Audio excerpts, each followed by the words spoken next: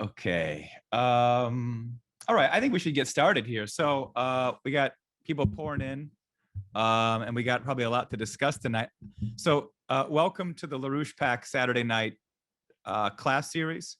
This is the second of a multiple part discussion on it's economics, but I think that's earned a pretty bad name last few decades. But it is a question of physical economic platforms, or I would put it the question of nation building or building nations, because that's partly what this perspective is. Not, of course, the nation building that Bush Jr. and Cheney acts launched in 2003, which was just Orwellian for mass destruction. But the real question, how do you build up a productive society over a coming generation? How do you ensure that the next generation is more productive than the one today, which has really been the heartbeat of an American political and economic culture for probably 400 years. So I'm Mike Stager. I'll be your host tonight. Many of you know me from the Saturday night discussions. Tonight, we're going to have a presentation by Ben Deniston, a continuation of his discussion from last week. We'll also have Brian Lance, who's going to be working with Ben to present the overall series, and he'll be involved in some of the questions and dialogue after we get past Ben's initial remarks. Let me just situate the discussion tonight, because it's hard not to. It's almost, I mean, mainstream press is doing a pretty decent job screaming about the failures of the current program, the current economic disaster. And it really just screams, I mean, besides the investment of last resort in the stock market, which is just, there was one agency that said something like $16 trillion might have come into the US stock market or equities last year alone. That's just insane what's taking place. We had a talk earlier this week when Jimmy Carter pushed through a policy similar and then raised interest rates, and you had inflation rates and you had the oil crisis back in the 1970s. Debt to GDP was 1%. Today, it's over 100%. The policies that Biden's pushing and calling infrastructure, which at this point is practically, digging your own grave, is now part of an infrastructure program, is much the social services, the social programs, the so-called federal housing, federal programs, is again the Lyndon Johnson Great Society. Biden is pushing the globalization policies hardcore. There's no commitment to national sovereignty, no commitment to return to production in the United States, as we saw under Trump for 4 years. This has been the disaster of US economic policy for over 50 years. Going to Lyndon Johnson takes us back to 1963, 64. And it's really been a much longer period of time. And really goes even back prior to World War II, where you started to see a move away from the policies that really were adopted and proven so successful by Lincoln. If you haven't seen it, the coverage of the 1876 Centennial Fair, the 100-year birthday of the United States in Philadelphia, a remarkable demonstration of the kind of impact of industry, manufacturing, broad-scale development, the railroads, infrastructure was having, which was at that time a unique demonstration to the world of that the power unleashed by that American system, by this constitutional republic. That 19th century outlook was largely killed with the assassination of William McKinley. And Teddy Roosevelt and Woodrow Wilson brought in an era of cultural and political and economic destruction that has really yet to cease. What we've seen over the last 4 years are the American people, the post-war generation, come to terms with the kind of destruction that is not just an economic insanity. Underlying this economic destruction is a deep cultural breakdown. And what's this led to? Well, it's led to practically hyperinflation. You've got used car prices, corn prices, grain prices, fuel prices, housing prices, basic materials, wood, some estimates 15, 20%, 30% are being added on to the cost of building a new home because of price increases just in the last 4+ months. So I think Ben's going to probably touch on some of these aspects. I'm not going to cover it in depth, but it is clearly that, and this is nothing that's not behind the scenes happening and no one's talking about it.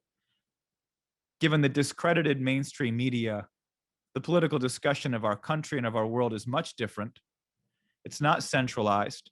It's oftentimes not coherent, but it's picking up on the kind of systemic breakdown that's taking place.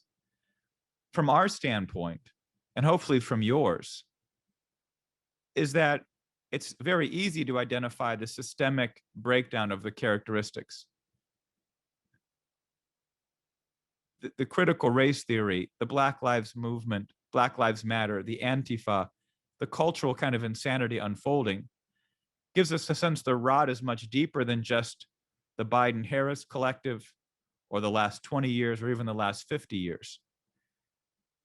And the question is, what have we lost in terms of an American identity, in terms of a creative identity?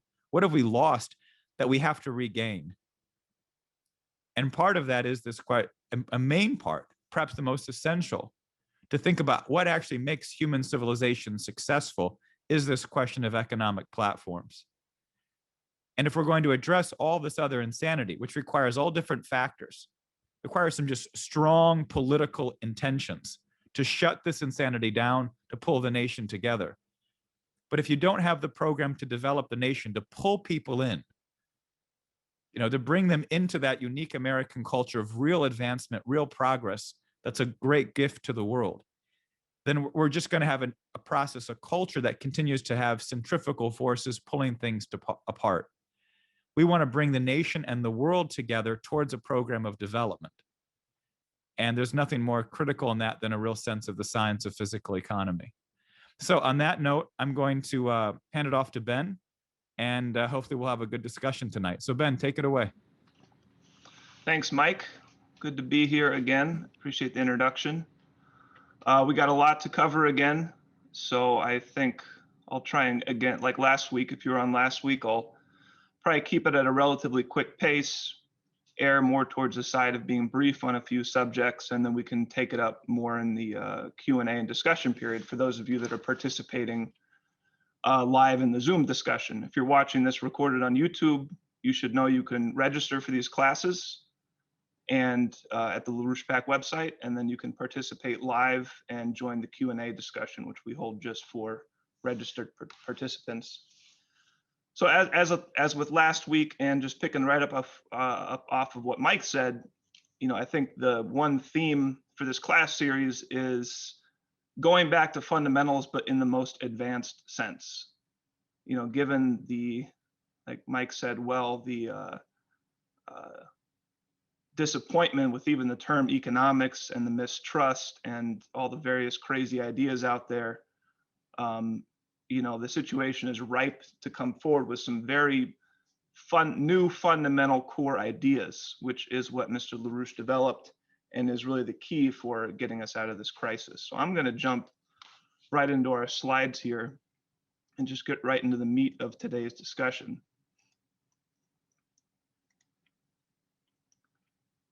So Mike covered this already a little bit. I don't think I need to say a whole lot. I mean, this has been all over the news. People have seen plenty of this. The inflation, just taking spring of last year to spring of this year, beginning 2020 to the beginning of 2021, is already taking off at an alarming rate on a number of items. This is very concerning. It's more concerning that Biden's plan is looking to accelerate this process. There's many factors involved. We can get more into that in the Q&A if we want. Part of it is his Green New Deal program, which we'll get into a little bit, but not just because it's spending, not spending per se, but in spending and printing money like crazy for programs that are going to have either no or worse than no positive benefit on the physical economy, which we'll get into. In addition to the complete failure to make any moves to dry up the entire speculative side of the financial system, which is a whole nother discussion, which we'll get into a little bit. So this process, as it's vectored under the Biden collective, the globalists backing Biden, the World Economic Forum program, which we're going to be having more out, covering their role behind the Biden policy very shortly in the next couple of days. They're pushing us on this path towards not just inflation, but hyperinflation and a collapse of the US economy. But what we want to get into is what's the actual underlying process. And so I got a few quotes from Mr. LaRouche. I went back and I found a paper that I really like from 1999, the Economics IQ Test, in which Mr. LaRouche lays out a lot of very useful conceptions. And in there he says, what nearly all present economists fail to grasp is the physical economic realities which underlie the statistics on the surface. So going back here, we have some statistics on the surface, inflation figures, inflation in the economy. But the question is, what is the physical economic reality which underlies that process, which causes that process? Well, one place we should go to as a first point of reference is Mr. LaRouche's triple curve conception, his triple curve model illustrating the nature of the long-term economic breakdown. This is something that he presented in the mid-90s. I believe 95, 96 is when he first presented it. In general, it shows the situation in the US economy from around the late 60s, 1960s, approximately up to that period here is depicted. And what you see with the policy changes coming out of the shift away from the John F. Kennedy and Eisenhower programs, the early phases of the shift towards the counterculture and globalization, culminating with a very stark change with the collapse of the Bretton Woods system in 1971. You see a process initiated in which you had a decoupling of what had been a relatively sane, relatively functional, regulated relation between the financial system, the monetary policy, and the physical economy. And you had changes which separated and broke down, and there's a whole history to this, leading into the repeal of Glass-Steagall was another major inflection point. Significantly later, there were steps along the way in which you had more and more of a decoupling between the actual physical economy and the monetary policy and the financial policy and the financial system. And Mr. LaRouche identified here, again in the mid-90s, the illustration of the dynamics of that process, where you've had a situation in which these curves actually are not only diverging, but they're feeding off of each other and driving a further separation, in which the structure of the highly speculative, increasingly worthless financial bubbles and financial aggregates ends up driving down and taking credit away and forcing down the physical economy farther and farther. And you run into a situation in which, to keep that speculative system going, the monetary policy has to continue to increase, increase, and increase. And then you reached Mr. LaRouche in the late 90s, early 2000s, reissued this graph with a critical phase change in which the rate of change of monetary emissions began to surpass the rate of change of increase of the financial aggregates. And this was a phase in, he identified again, beginning, or we're heading towards in the late 90s, early 2000s. And this process is what characterized the dynamic of the US economy going into the 2007-2008 blowout. It completely characterized the bailout process following that blowout, where instead of returning to a regulation of the system, cleaning out the speculation, and reviving the physical economy, we instead bailed out the whole speculative bubble. And it characterizes exactly the policy we're seeing with the Biden administration. But what gets discussed a lot are the financial policies, financial aggregates, the size of the derivatives bubble, stock market activity, and so on and so on. Monetary policies, money printing, all this crazy financial shenanigans, companies buying back their bonds, et cetera, et cetera. That gets discussed a lot. That's not unimportant. But what doesn't get discussed enough is the physical economic side. How do you understand that side? What's the actual science by which you can understand what's occurring there in the financial system? And what we're going to get into, as Mr. LaRouche described it, as Mr. LaRouche defined the physical curve, the lower curve in this diagram, what it represents is not just a certain quantity of physical goods, but he calls it the physical economic input and output of the economy, considered as a functional indivisible whole. So that's what we're going to get into a little bit. What does it mean to consider the economy as a functional indivisible whole? Back to this 1999 paper, the economics IQ test. A couple more things Mr. LaRouche said when describing this relation between a financial system, monetary system, and the physical economy. He said the object of managing a financial and monetary system is to force the financial system to behave in such an either explicitly or implicitly regulated way as to force the flow of credit and purchasing power to be channeled in such a way as to encourage the physical economy to grow. It is not how much fertilizer and seed one owns which causes agricultural growth. It must be put into the soil with a certain skill, otherwise nothing good will grow of it. It is the physical way in which those materials are applied by the farmers to the process of production which generates useful output. Thus, the economist, if he or she is competent, is occupied with two separate issues.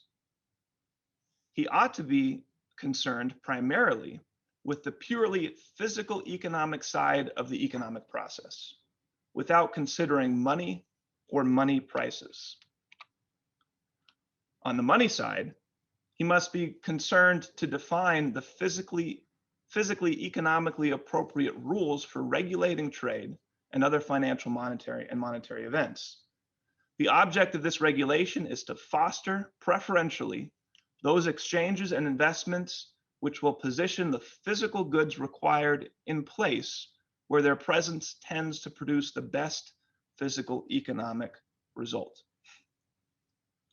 So that's Mr. LaRouche on the relation between a sane financial policy, monetary policy, and the physical economy, which, as he said, should be the primary concern of any sane economist. So this is a depiction, some of you may have seen, some of you may have not, of the physical economy considered in its totality. As we quoted Mr. LaRouche earlier, the physical economic input and output of the economy considered as a functionally indivisible whole. So sometimes this gets referred to as the bar diagrams. It's a diagram illustration of bars representing the population, production, and where various outputs of production go as inputs back into the economy. But it defines, we're going to spend a decent amount of time breaking down this relation, this system, to really understand physical economy in these key terms. And more than just an input-output system, Mr. LaRouche defined this explicitly as a thermodynamic type analysis. He said, take it as an analogy of a thermodynamic system. And if you treat the economy in that way and you model if you develop your model and constrain your model in terms of an analogy to a thermodynamic system, you are enabled to make qualitatively better, accurate assessments of how the economy is developing or not developing. If your economy is decaying in an entropic mode, or if it's growing in a negentropic way. So to get into this, we're going to build up this thermodynamic relation, starting from the most basic sense. We want to look at the inputs into the productive process. So that's the core in which we're centering this entire assessment around. Not just all the goods produced, not just all the people employed or the employment, but specifically the productive labor, the labor that's involved in producing all the physical, tangible goods output required to sustain society. That's a key element to define at first, the productive labor force. And we can get in the discussion if we want to get into the details. You know, Mr. LaRouche breaks down very clearly exactly what you consider productive versus non-productive or overhead labor. But it's a very specific relation, very specific identification he's making here. People engaged in physical production of the physical goods required to sustain society, agriculture, manufacturing, industry, and so on. That doesn't mean other jobs aren't important. Some overhead is useful and important and necessary, education, healthcare, etc. Other overhead is wasteful. But what we want to constrain here is specifically the productive labor. And you have clear inputs into the productive process, raw materials going into the productive process, and capital goods, goods utilized by productive labor in the productive process to produce the final goods output for society as a whole. If we take this one step further, we can expand this not just to the productive households, but to all the overhead households as well. So now we're looking at the entire population, and we expand the final goods input both to cover the productive households and the overhead households. And this next step isn't usually depicted in Mr. LaRouche's so-called bar diagrams illustration. I find it helpful to draw this out and identify it specifically, but identifying the productive process itself in this relation. So going into the productive process, you have certain raw material inputs, you have certain final good inputs, and then you have the labor of the productive households going into that, which then produces, again, all the physical goods that sustain society. And here you can further break down the inputs, more specifically, capital goods for the productive process itself, consumer goods to support the productive households, and all other goods to sustain all the overhead households, everybody else, the rest of the entire total population of your economy, of your society. And to close off the basic set of relations, Mr. LaRouche identifies everything left over as net operating profit. So what this means is that what you're looking at here, the net operating profit would be if you first assume what are all the inputs, capital goods for productive labor, consumer goods for the productive households, inputs for all the overhead, the entire overhead population. What would be required for that society just to reproduce itself at the exact same level of living standards, technology, etc. If you were to try and reproduce that society at the same level, what are the inputs required for that? And then what would you have left over as a profit, as a net excess, as a function of identifying just what would be needed to sustain that society, so to speak, at seemingly a steady state, which we'll get into a little bit. That's your net operating profit. That's your, as we'll get into, your free energy. And that can be reinvested throughout the economy. Another way to look at these relations, you have the inputs for the productive process, specifically going again to the productive labor and the productive households. And then you have everything else that's produced in excess of that, which is your surplus. Or to go directly to this thermodynamic analysis, you have the energy of the system and you have the free energy.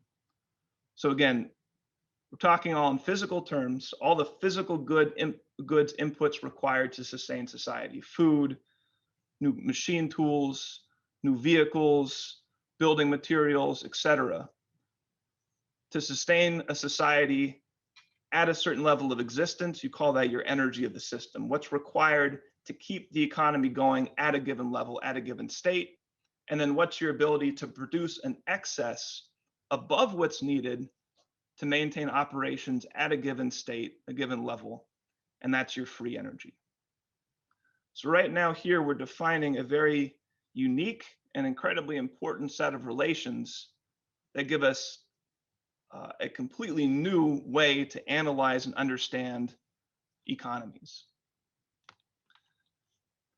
And what you want to look at is cycle to cycle, investment cycle to investment cycle. Is your free energy increasing? Is your free energy increasing relative to your energy of the system? If it is, you have a negentropic economy. You know, hypothetically, we're treating this like a closed system. It's not technically a closed system. You have raw material inputs, etc. But if you treat it hypothetically like a closed system, the physical good output by society becomes the energy of the system input for that society again. So it closes the cycle. The outputs become the inputs. And the question is, from cycle to cycle, is society organizing itself in such a way? Are the productive powers of labor increasing in such a way that you're actually getting more free energy relative to the energy of the system, cycle to cycle to cycle? That's a negentropic process. That means the ability of the society, the productive labor of the society specifically, to produce the physical goods needed to sustain society is increasing. Right? That's a growing economy. That's an economy that can sustain, as we discussed last week, increases in potential relative population density. Or is your society entropic? Is it producing less free energy cycle to cycle to cycle relative to the energy of the system? So we have an ability to define the economy in these unique terms with Mr. LaRouche's work. And these are the categories in which the final good inputs and outputs are usually divided in Mr. LaRouche's analysis. Again, capital goods for the productive process, what he often abbreviates as C.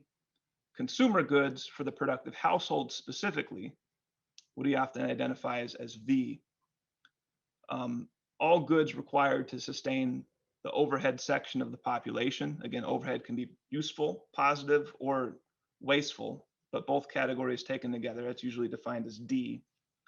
And then the free energy, what he calls S prime. And the basic relations showing a growing economy we have depicted here at the top. Is your free energy increasing relative to the capital goods and consumer goods required to sustain the productive households? If we take that as the energy of the system specifically going into the productive process, is the productive process producing more and more and more free energy relative to the inputs required to sustain it and keep it going? That's a negentropic growth. The other key factor Mr. LaRouche identifies is capital intensity in these terms, and that should also be increasing. The input of capital goods to the productive workers at their point of production in the productive process should be increasing relative to the consumer goods going to those households. So you should be seeing a higher and higher rate of investment of more advanced, developed capital goods going into the productive process relative to the consumer goods of the households. And there's for the productive households.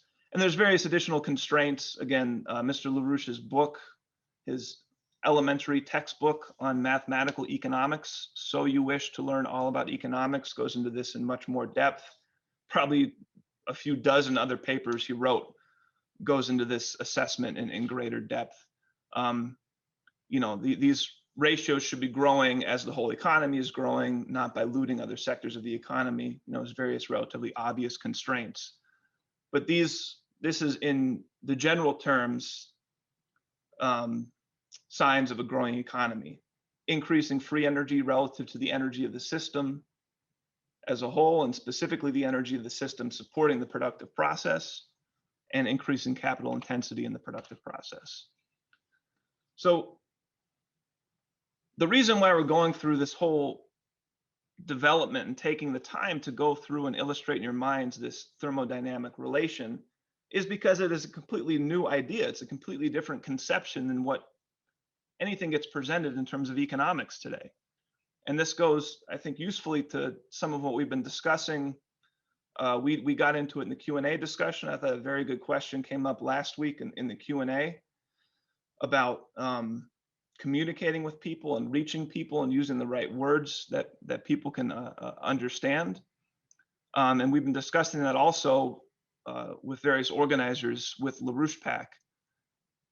And I think it's a very important thing to be self-conscious of when society and when the general population, when the general level of culture doesn't have the ideas needed to save society, to move society forward. If they don't have the ideas, the physical principles in their mind, the actual truthful physical conceptions, then saying words that mean something to you is pointless because it doesn't conjure up the right idea in their mind, right? It's like if somebody didn't understand the principle of gravitation as developed by Kepler through Einstein, and you were talking to that person and you said, well, we got to get into orbit around the moon at this elevation, at this speed, to ensure we can maintain our orbit because of the gravitational field, et cetera. You can use those words, but they don't have the real understanding of the physical science of gravitation. You're just saying words that don't mean anything. They don't resonate with anything truthful in that person's mind. It's the same thing with economy. Economy today is completely polluted with all these crazy conceptions: gross domestic product, GDP, GNP, what's your employment rates, et cetera. All of it completely abstracted from any kind of sane physical scientific assessment of what makes an economy grow, which is why we're taking the time to develop this stuff here, right? So this is a completely unique methodological approach, but it is a necessary methodological approach to understand how to really save the US economy and the world economy at this point. So we're going to take this out of generalities and look at three sets of case studies from the standpoint of this thermodynamic analogy of an economy. We're going to look at Biden's Green New Deal, or the World Economic Forum's Green New Deal, Green Program, or the British Empire's Green Program, whoever you want to attribute it to, all shared by all of those bodies and organizations and people. We're going to look at that in a little bit more detail. We're going to look at the case of the depletion of resources, and we're going to look at the case of technological advance from the standpoint of this framework. So as we discussed last week, as I'm sure many of you know, Biden is calling for the complete destruction of our economy. He's declared a war on plants and plant life, apparently, by demanding the atmospheric CO2 concentrations be dramatically reduced in less than a generation. There is no, in case you hadn't been told or were misinformed, there is no climate crisis being caused by human emissions.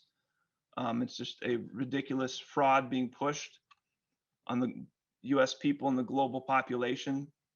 And there's no need for a dramatic reduction in CO2 emissions and CO2 concentrations in the atmosphere. If you trace out the history of this initiative, this really comes from the continuation and development of a Malthusian movement, a Malthusian ideology calling for population reduction, which today the World Economic Forum is leading the way with their policies. But what does this actually mean? What would it mean to try and go with this policy of shifting away from carbon-based fuels. They're also calling away for shifting away from nuclear, even though it's not a carbon-based fuel, and going heavily with wind and solar.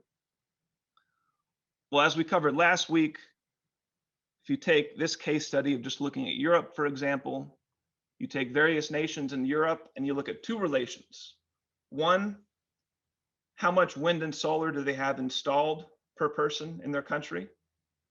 And two, what's the cost of electricity in that country?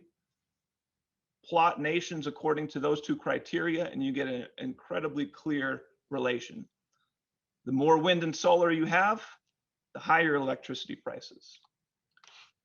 But again, going back to the theme for this discussion, as Mr. LaRouche said, which I quoted earlier already, what nearly all present economists fail to grasp is the physical economic realities underlying the statistics on the surface. So again, here we have a monetary expression of certain prices of energy in various countries throughout Europe. But what is that shadow of? What's the physical economic process underlying that? Well, you could start just by first principles, again, covering stuff we talked about last week a little bit. Wind and solar, inherently, nothing you can do about it. It's a low energy flux density source. Nothing you can do to change that. The amount of energy passing through a given area over a certain amount of time through solar radiation or wind compared to coal, oil, natural gas, and especially nuclear power is just incredibly low. The energy available per unit area is just low. Add to that, you have intermittency, variations, which adds the need for huge amounts of complexity, which leads to far higher physical costs to provide large-scale wind and solar. According to some studies that have been done, potentially 300 to 400 times more land is required to provide the same amount of electricity from wind and solar compared to nuclear. Right? Huge, huge difference. Again, energy flux density. The energy throughput per area per time is so low that you need large amounts of area to try and capture the energy you need and concentrate it, convert it to electricity, and so on. Well, this leads to far higher capital costs. This is information from a Department of Energy study from a few years ago, looking at just the tons, just going by weight, the tons of material required to produce electricity via various different power sources. I believe this study did it according to the life cycle of those energy production systems. So as you can see, nuclear, natural gas, coal, biomass is on here as well. The actual physical goods required to build systems, power generation plants, using these fuel sources is very, very low relative to hydro, which is mostly concrete. Not a lot else going into that, but geothermal, wind and solar especially, have incredibly higher capital costs, physical goods required by weight to produce the same unit amount of electricity. So we're talking about concrete, cement, aluminum, copper, steel, right? Plastic, lead, glass, etc. Glass for solar in particular. So you have a far higher capital costs, again, because of the lower energy flux density. You have a much larger area you have to encompass and cover to capture the energy, bring it in, concentrate it, and so you end up having a far higher capital costs compared to nuclear, 10 to 15 times the material goods needed to produce the same amount of electricity. So returning to our physical model, our thermodynamic analogy, what does that look like? Well, for your energy of the system input, some of that's going to have to go to your energy sector. Some capital goods, physical goods are going to have to go to the maintaining of your energy production sector. And some of your force. Some of your productive households are going to have to be involved in maintaining that and running and operating those systems as well. With a large scale shift to wind and solar, as you see attempting to be done in Europe, as you see being done in California, you have increasing prices, but that's a shadow of this physical process. To produce the same amount of electricity, of energy for your society, requires a far higher capital goods input, a higher allocation of the energy of the system to provide the same unit amount of energy, right? Putting it in these thermodynamic terms gives us a much better framework to understand the physical process behind the shadows.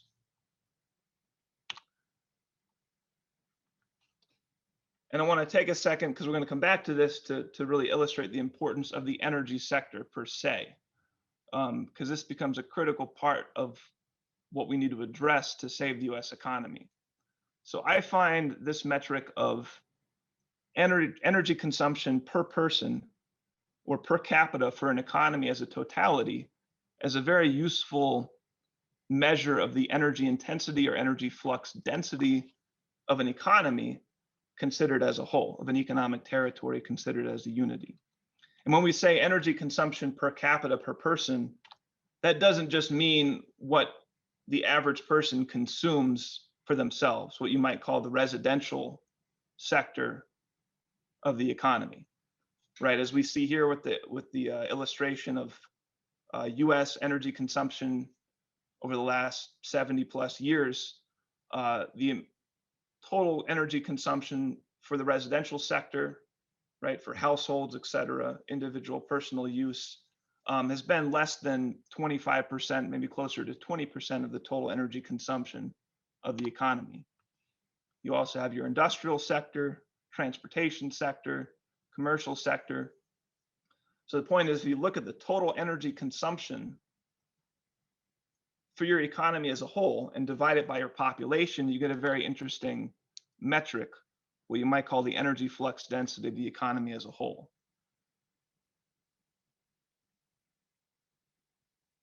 And if you look at various nations, according to this relation, you get an incredibly interesting, but not surprising relation occurring. If you compare the energy flux density of individual countries in the terms we just identified, average energy consumption per capita for a country, and you compare that with any number of quality of life, mortality, various conditions of living metrics, you get the same relation. Higher energy flux density economies, better life, better conditions of life. So in these graphs, what you see depicted, every dot is an individual country.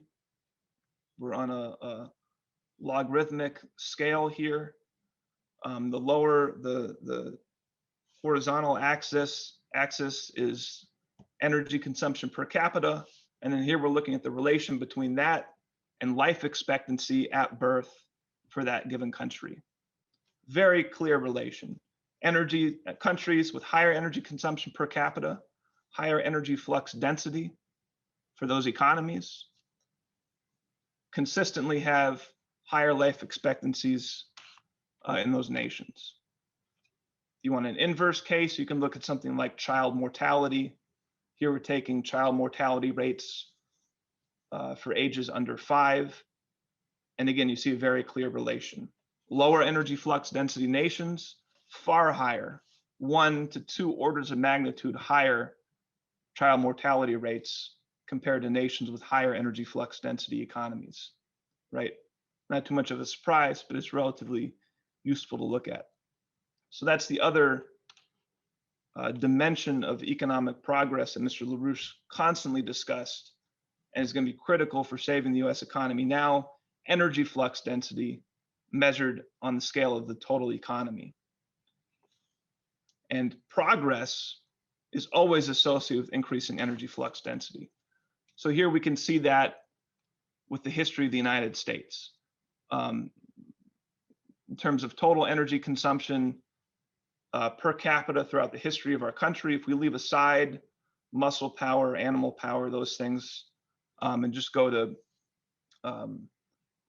combustible energy sources to start with, from until about 1850, the vast majority, or pretty much the entirety of the energy supply in this sense for the US economy was provided by wood and biomass burning. And wood has a certain energy density, has about 5 kilowatt hours of energy per kilogram, if you want the metrics, in terms of the energy density, the energy available in wood. But the energy consumption coming from wood following 1850 dropped off and began to be supplanted by the use of coal. And we see that coal by 1900, 1920, 1930, coal is bringing the entire economy to a significantly higher level of energy flux density, a higher level of energy consumption, useful energy consumption per capita, with coal being about 50% higher in energy density. You get about 50% more energy per weight of your fuel with coal. And then we see coal drops off. Along comes natural gas and petroleum. I've grouped them together here. Again, bringing the economy to significantly higher levels of energy flux density up here through 1970 about, and provided by fuel sources, again, which have increased levels of energy density, higher levels of energy available per weight of the fuels. And then we see oil and natural gas dropping off. And here we see nuclear coming in. And what we see depicted here is what the expected energy consumption would be from nuclear power as forecast in the early 1960s by the John F. Kennedy administration. So they clearly showed a continuation of what had been a natural process of growth of development of the economy, going to higher and higher levels of energy flux density. But what actually happened was different. We can get into more of this in the Q&A and the discussion period. You saw a major flatlining and collapse of the energy consumption really since the early 1970s, corresponding with this triple curve process, the collapse of the physical economy of the United States, corresponding to the collapse of industry in the United States, the deindustrialization, and corresponding with the shift towards globalization, right? So you can directly see the collapse of the US economy as expressed in the failure to continue this energy flux density growth of the US economy. And again, to bring it back into these thermodynamic terms, right? Come back to our theme here. What's the framework in which you can actually understand the true science of economics, the true science of physical economy? This growth in energy flux density of the economy as a totality, the energy consumption per capita, as measured here, has been provided with a relatively stable energy of the system input for the energy sector and a relatively stable size of the energy sector, right? That's been a negentropic process. The same energy of the system input has been able to provide and continue to provide higher and higher levels of energy consumption in totality and per capita, right? It's been a negentropic process of increasing energy flux density provided with a relatively fixed or even declining energy of the system input, right? That is a healthy, negentropic, developing economy going to higher levels of potential relative population density. Wind and solar go backwards. It's taking us the exact wrong direction. Again, if you look at the materials required to produce a unit amount of electricity from wind and solar, far higher than nuclear, natural gas, or coal. If you look on the other side, not the material requirements to produce those energy delivery systems, energy generation systems, but the fuel requirements, which we're getting at with the energy densities of the fuels just a minute ago, you see a growth on the other side. Here, wind and solar, yeah, we know the energy is just there, it's available from the environment, although the capital costs to acquire it are massive. With coal and natural gas compared to nuclear, the fuel consumption, the weight, the amount of the volume and weight of fuel you have to supply to provide the same amount of electricity, of energy, compared to nuclear is far higher, right? Nuclear is, in terms of the physics, about 1 million times more energy dense than natural gas or coal. So nuclear, and we're talking about both fission and fusion, really, is the basis for the future of the US economy and the global economy and mankind moving forward. There's no getting around that. And these are just some of the physical considerations involved in that process. So again, with a relatively stable energy of the system input, we need to continue to get a higher and higher level of energy flux density for the economy as a totality, and a higher and higher level of energy per capita in productive consumption as measured in those terms.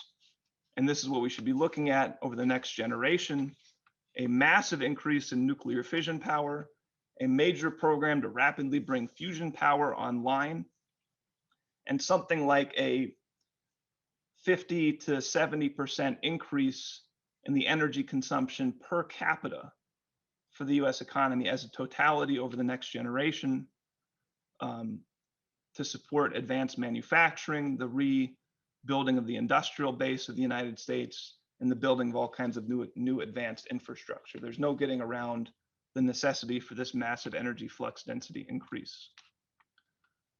So that's treating the first case study, and these other two are going to be a little bit briefer, looking at the Green New Deal program, the problems with that, comparing that to a sane policy and necessary policy of increased energy flux density. Well, even if you didn't have insanity, typified by Biden, and pure evil, typified by the World Economic Forum,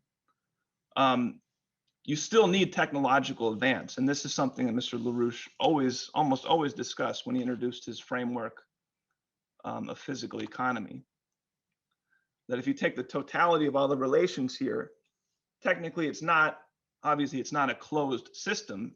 You have inputs coming from the environment. You have raw material inputs. And what tends to happen is we draw down the richer ores, the more easily accessible raw materials, and so on. But it's worth looking at the source of these raw materials, resources, is a whole fascinating subject itself. Mr. LaRouche often pointed to the work of Vladimir Vernadsky in this subject. You know, we can get more into this later. But when you're talking about natural resources, a lot of the times what you're talking about are the products of the biosphere, and significantly more and more products of the biosphere over evolutionary timescales. So you're not operating off of kind of a blank slate. You're looking at the relation of the human economic process, what Vernadsky called the noosphere, relative to the activity of the biosphere. Just throw that out there for reference, because it adds a whole new layer of understanding to what we're actually dealing with, but maybe a little bit more than we can get into at this point. But just to illustrate stuff, I'm sure everybody here is familiar with. You take things like oil and natural gas. We've been drawing down the more easily accessible deposits, and we're all familiar with the development of hydraulic fracking, so-called, and these more complex, more capital intensive, more challenging ways to access oil and natural gas, right? We've been drawing down the more readily available reserves, and we've been shifting to more difficult to obtain deposits of these resources, right? So you can never have a fixed closed system, because we're constantly operating against a resource base in which we're depleting the more easily accessible resources. You can also see this here is depicted in the Gulf of Mexico, the shift towards offshore drilling to deeper and deeper deposits of oil. We have to drill deeper and deeper and deeper to get those oil deposits.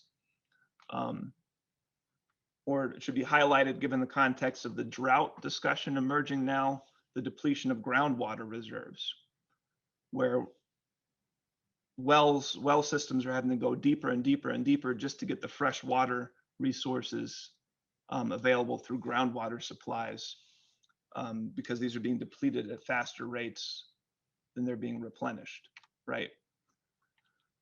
So that's going to be a natural part of economics you can't get away from. So how do you counteract that? If you don't have technological progress, which we'll get into, any economy is going to wind down in an entropic collapse. The raw material costs, the cost in terms of energy of the system input, capital goods inputs, and the cost in terms of the increasing portion of your labor force required to access and develop those raw materials is going to continue to increase, right? So there's no steady state for the economy. Technological advance is absolutely necessary. So for the last subject to get into, and then we can, open it up for some discussion. What does this mean, technological advance? What does this look like in the terms of Mr. LaRouche's thermodynamic analysis, his physical model of economics, and where do we need to go today to really create the kind of physical economic growth necessary to save the US economy, to defeat the physical side of this hyperinflationary process we're en route to? Well, I'm going to look at the case study of iron and steel production in the United States. And this is from a study that Mr. LaRouche commissioned in the 1980s. Very interesting read. But if you look at the changes starting here from 1880 in the productivity of the iron and steel industry, the output per operative, the output per worker in the iron and steel industry, relative to the given technology at the time, you see a very fascinating process, which I'm sure not too many people will be surprised about. So 1880, you had a productivity level of about 33 tons of iron and steel produced per operative. By 1900, the development of new technologies, new systems, you had that more than double, 70 tons per operative produced in the iron and steel industry of the United States as a totality. By 1960, benefiting from the technological developments associated with World War II mobilization and the beginning orientation towards space and space technologies, you had a significant farther increase up to 127 tons per operative. Just to again illustrate what we're talking about in the thermodynamic analysis, if the level of technology had been fixed, the requirements for the growing US economy, the increasing use of steel, the growing population would have required a greater and greater percentage of the labor force to produce that same relative energy of the system requirement. Obviously, that didn't happen. The labor force employed in these time periods identified was relatively stable, if not declining, yet producing higher levels of productivity, right? So this is, again, just an illustration of how technological progress is expressed in terms of the physical productivity of a sector of the economy relative to the energy of the system. So again, the role of technological progress as seen in LaRouche's analysis of physical economy. So as Mr. LaRouche said himself on this subject, advances in technology are transmitted into the productive process as a whole through the incorporation of improved technologies and capital goods, most emphatically capital goods of the machine tool or analogous classifications. Therefore, the only means by which a national economy can sustain significant rates of technological progress is by placing emphasis on the capital goods sector of production and maintaining significantly high rates of turnover in that sector to foster high rates of technological innovation in the goods produced. So we're specifically looking at the introduction of new technologies as embedded in the capital goods utilized by the productive process here.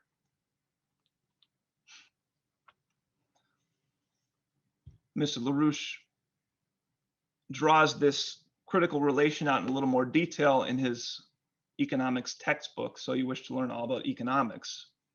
And he identifies a very specific scenario in which you can understand the significance of this process. He says, what if the capital goods produced represent a higher level of technology, economy of labor, in their application than the level of technology that was employed to produce them? This precise location lies the secret of the paradox and the substance of neg entropy in the economic process.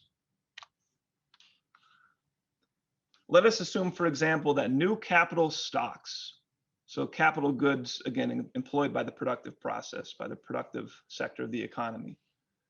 Let us assume, for example, that new capital stocks are 5% more efficient, represent a relative 5% increase in the economy of labor by comparison with the capital stocks employed to produce them.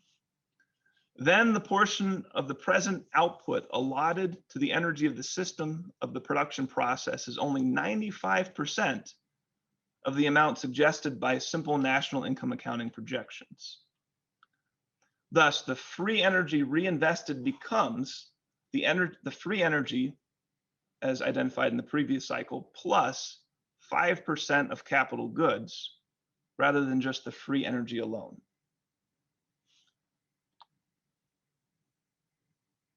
So to illustrate that, again, we have our basic first cycle of production in the physical terms of this thermodynamic model. And what we're looking at here is, as a function of the employment of new technologies in the capital goods used in the productive process, you have a change such that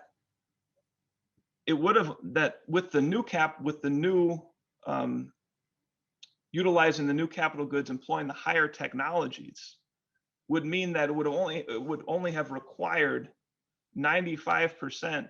It would only require 95% of your energy of the system input to produce the same level of output for society, right? So you have an increase in the potential free energy available to produce the same conditions of life, the same energy of the system output, the same final goods output, because you're requiring a lower allocation of the energy of the system input because your technology employed in your capital goods in the productive process facilitates that change. Mr. LaRouche says this is the key expression of neg entropy in a physical economy.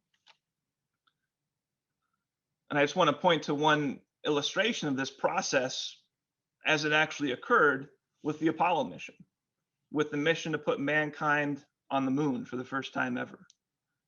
And some people might have seen this. This was a study done in 1976, commissioned by NASA to do an economic analysis of the impact on the economy as a totality as a function of the research and defense spending by the government, specifically to accomplish the Apollo mission, to put mankind on the moon. And they showed that for every dollar the government spent, for every dollar spent by the government to achieve the Apollo mission,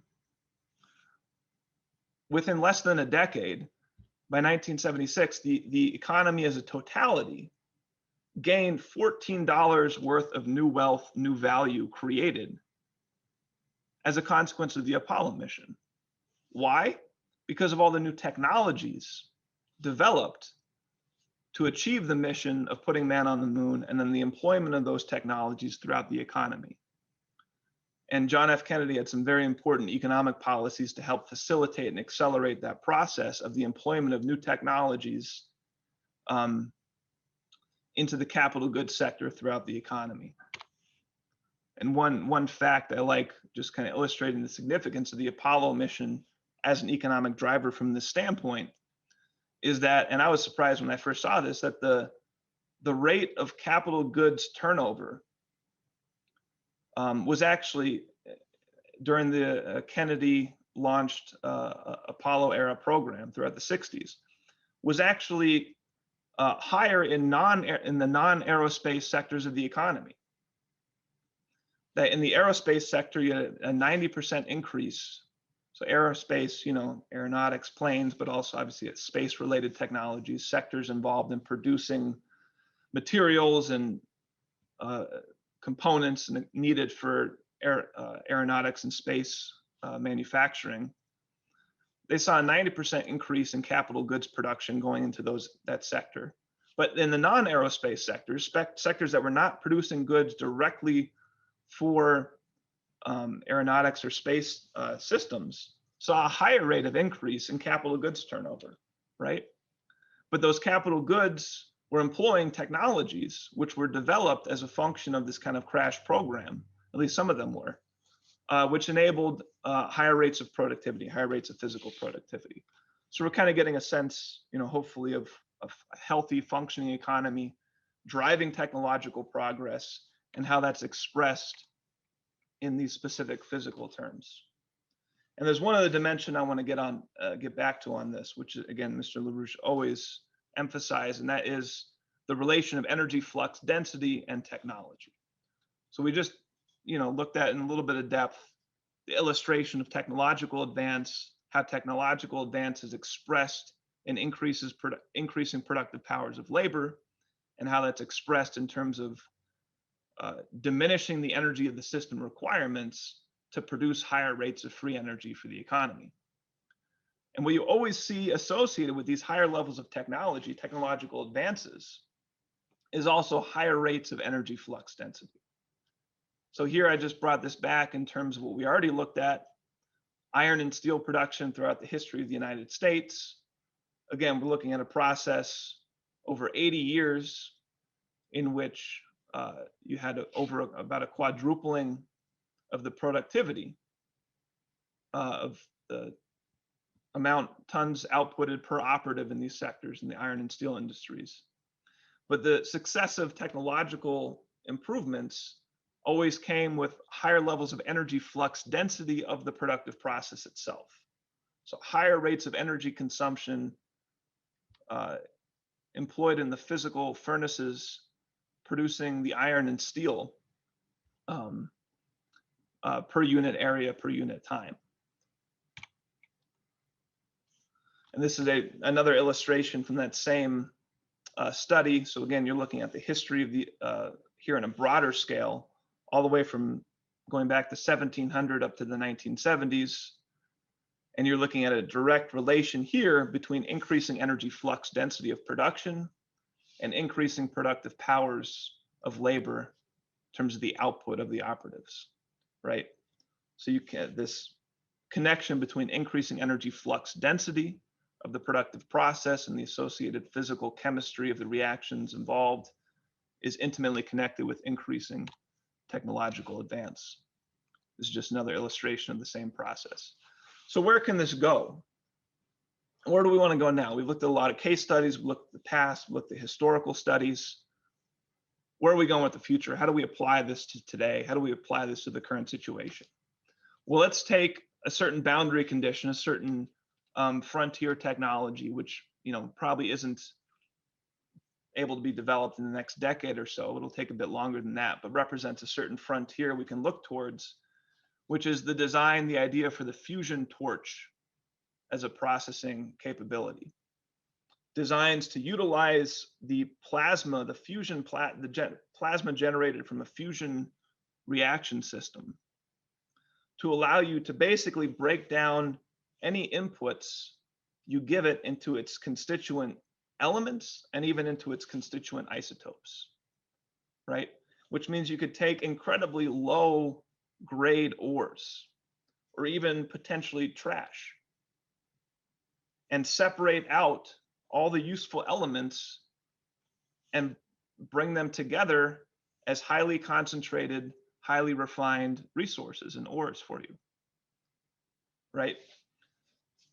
So this is the kind of thing we could be going towards with fusion technologies and a fusion system. Fusion would not only be the means to provide potentially, effectively limitless electricity, given the present levels of society, but also opens up completely new ways for processing resources, raw materials, and providing far more efficient technologies to vastly increase the productive powers of labor, vastly increase the ability to deal with resource depletion, and really moving over to completely new resource bases.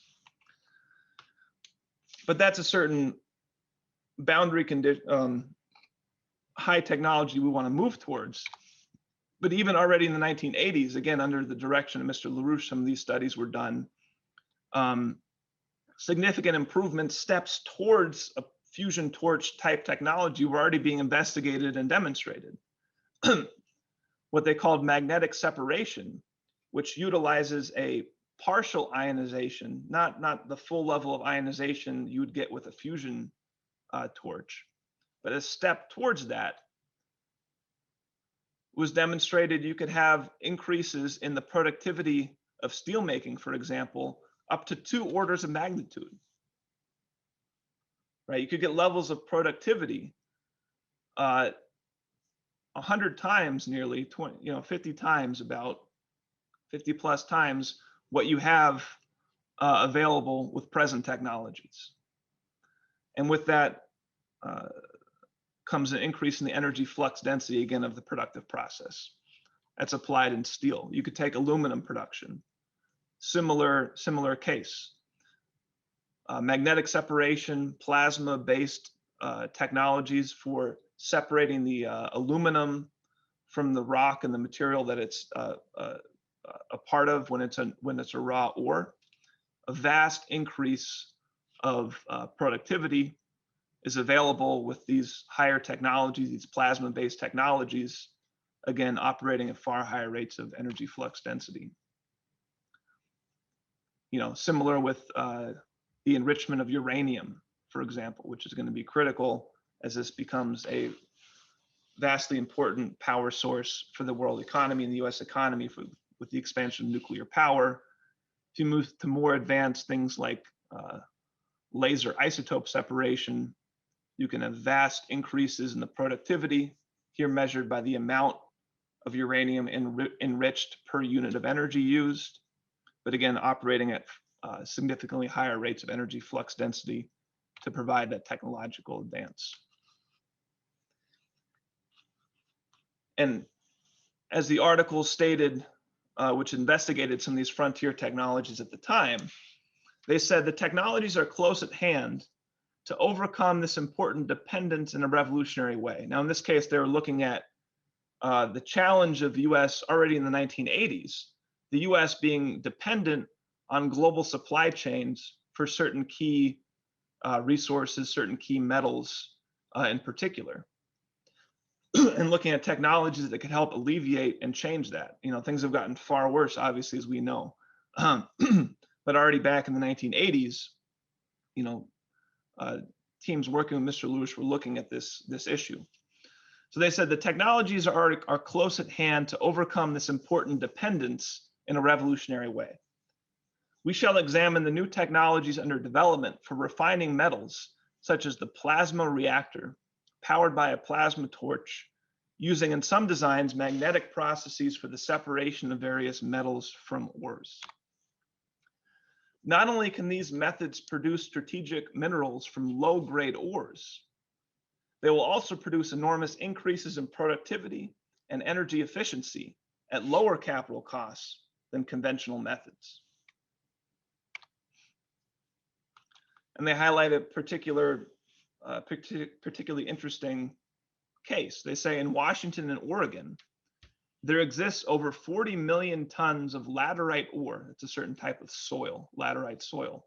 Laterite ore that can provide a plentiful source of alumina, right? Source for aluminum, but cannot be processed economically by the Bayer process because its concentration of alumina is too low. So the Bayer process is one of the present methods used for producing aluminum from ores. In addition, this ore contains large amounts of hetemite iron, iron ore, titanium oxide, and hydrogen. So we have these huge deposits of iron, alumina, titanium available to us, but presently with present technologies operating at current energy flux densities, the concentration of these resources in these ores is too low. It's not economical or efficient to extract them and concentrate them and develop them as a resource base. But with plasma technologies already being developed in the 1980s, again, that completely changes. You have such a higher rate of efficiency and productivity that what was not a resource becomes a resource. They say the technologies discussed above define the next species of reducing power in intermediate goods production. At the point of application of the plasma torch, they reach roughly an order of magnitude greater energy flux density than existing processes. The future will entail integrating ore separation plants with a fusion plasma source. Beyond that, our task is to mine the moon, the asteroids, and the stars. So, again, the critical role of technological progress. It's absolutely necessary to move to higher technologies, to move to higher energy flux densities of production, just to overcome the effects of resource depletion. But this also enables the development of entire new resource bases, resource supplies, right? We just looked at these soil bases in Oregon and Washington, which currently cannot be economically developed for certain key metals resources. With these technologies and these higher energy flux densities, all of a sudden that becomes a completely usable resource base for these materials. Here we see an image of a desalination plant, again, moving the economy to a higher level of energy flux density, higher level of available energy for useful work per capita, supported with the same energy of the system input. You can enable large-scale desalination, start to address the water needs for our country and other places utilizing higher energy flux density economies. And as was said in the quote, look to where we should be going to the moon and beyond to develop the resources available, beyond the Earth. There's really no limits if the economy is moving in this right direction. So I want to close this off with a quote from Mr. LaRouche here, where he says, "The economy of labor accomplished by this means is a reflection of the fact that the scientific discovery generating such changes in behavior embodies an increasing correspondence between the behavior of mankind and the lawful ordering of our universe." So I'm going to read that again because we're kind of taking a step back here, as Mr. LaRouche often does, and reflecting on the significance, philosophically, if you will, epistemologically, of what we're studying here, what we're actually talking about. This economy of labor, this increase in the productive powers of labor, stated otherwise, this ability uniquely of human economies to grow negentropically, something you don't see in any form of animal life. What's the significance of that? Mr. LaRouche says, "The economy of labor accomplished by this means is a reflection of the fact that the scientific discovery generating such changes in behavior embodies an increase in correspondence between the behavior of mankind and the lawful ordering of our universe. The economy of labor in the productive process must be comprehended as the greatest of all scientific experiments, the experiment which proves empirically, as nothing else can, those principles of scientific discovery upon which the authority of all scientific knowledge entirely depends." So in this sense, and Mr. LaRouche develops this in greater detail in a variety of locations, economic science, physical economic science, really is the highest of the sciences.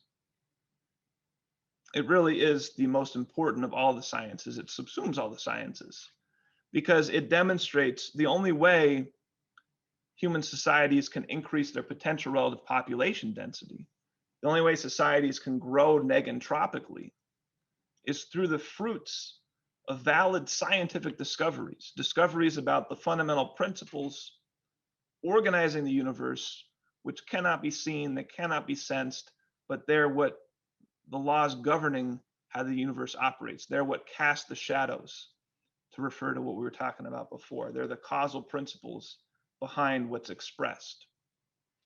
No animals can come to know them, come to interact with them. Uniquely, mankind can, human beings can. We come discover these principles and develop technologies based on those discoveries and employ those technologies to increase the negentropy of society as a totality.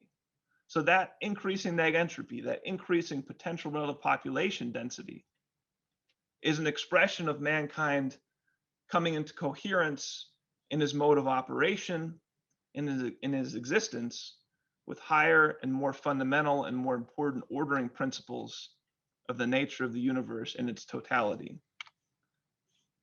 And that's what's really expressed and represented by Mr. LaRouche's approach, by the thermodynamic approach to an economy. And just to close off, the perspective I like to take on this is just looking at, through time and space, how the actual functional existence and relation of mankind is changing in terms of the principles he's interacting with, right? So you go to early phases of mankind in which our existence was really tied to our management of the biosphere as it existed at that given time, right? In terms of the energy flux density, the energy consumption, you're talking about consuming wood, biomass, managing the territory to grow that as needed, et cetera, developing technologies associated with that. With the development of coal, oil, natural gas to a certain degree, you're no longer operating to the degree society has now developed those as energy bases to support the economy as a totality. That economy is no longer being supported by the biosphere at that given state. It's being sustained by the biosphere as expressed over evolutionary time in generating and developing those deposits. So in a physical economic sense, mankind at that shift from going to societies supported from just the burning of biomass per se to the development of carbon-based, coal, natural gas, oil-based fuels represents a physical economy which in a sense is encapsulating and rising to the level of the physical process of the evolution of the biosphere over millions of year timescales, tens of millions of year, hundreds of millions of year timescales, right? The activity of mankind in this physical economy is in a sense relating spatially, temporally to that process. And with the revolution around Einstein, Planck, Marie Curie, Vernadsky, the whole opening up of nuclear science and the discovery of an entire new domain of physical chemistry, of action, of activity in the universe beyond just simple chemistry, in a real sense takes us beyond the Earth itself, because when you're talking about a nuclear economy, a nuclear society, you're talking about using resources that were not developed by the biosphere, that were not developed by the biosphere over evolutionary time. You're talking about resources and states of organization provided by processes of the stars themselves, right? The development of the periodic table, the development of heavier elements, unstable elements, radioactive elements that can become used for energy sources, and the technologies associated with that were produced by the processes of stellar formation, stellar evolution, nova and supernova, as far as we understand them, and coming back together in the formation of new stellar systems.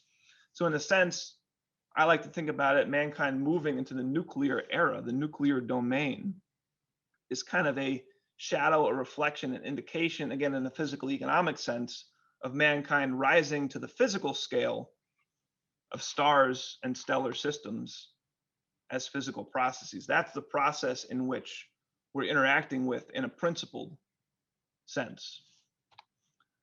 And beyond that, we don't know what's next, but we know that there's massive phenomena on galactic scales awaiting to be discovered and understood by us. So I'm just going to stop there. I know that's a lot. Probably went a little bit longer than we might have liked, but I'm definitely happy to keep going with the discussion and hopefully it provokes some people to get a sense of how we need to uplift people's conception of economics to these much higher ideas.